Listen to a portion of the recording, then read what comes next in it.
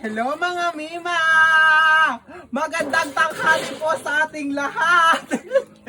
At mga Mima, ang ulam namin ngayon ay meron akong talong. Ayan, ilalagay lang natin yan. Bali, lalagayin ko lang ito mga Mima yung magiging gulay namin ngayon mga Mi. Meron din ako ditong okra.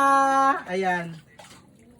Tapos mga Mima, meron kaming tinatawag na dahon ng bago mga Mima ko. Tapos, itong opo mga Mi. Bali, hinugasan ko na yan kanina mga Mima ko. Bali, ito na yung panglas nating banlaw.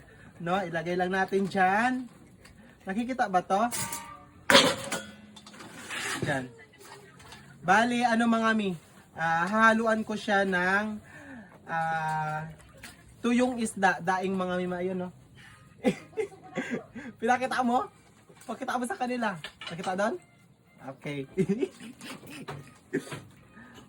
Ayan, ilagay lang natin lahat dyan. Tapos, di ba malinis yung tubig ko? Kasi, pangatlong hugas na to, ayan. Ilagay ko na lang yan dyan. Bali, isusunod natin yan mamaya.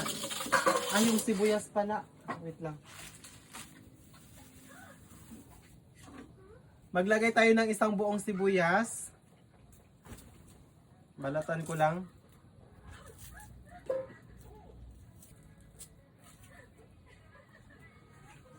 Gayatin ko lang mga Mi.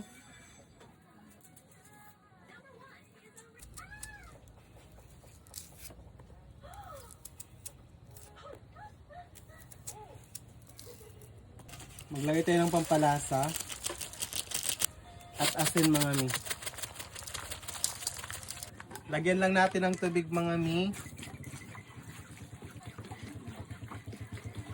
Ayan mga Mima ko, isasalang lang natin. Papakuluan lang natin to at antayin natin hanggang sa maluto mga Mima ko. Tapos isusunod natin yung ating gulay na bago. Ayan mga Mima ko, okay na ito yung ating gulay at ilalagay na natin itong dahon ng bago. Ayan.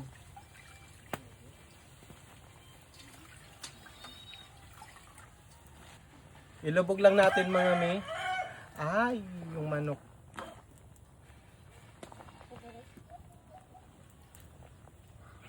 Nag-umpisa.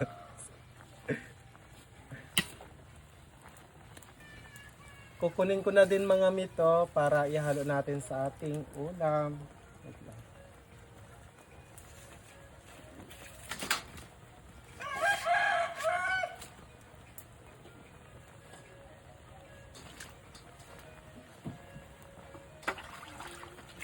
Hugasan lang natin.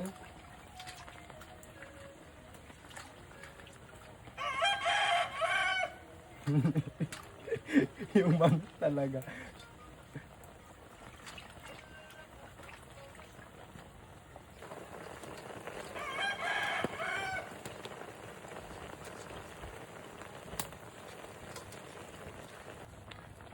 Ayan mga Mima ko, papakuluan na lang natin to ng saglit na lang mga Mi dahil luto na yung ating mga gulay mga Mima ko.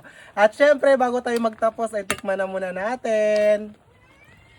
Tikman ko lang mga Mi.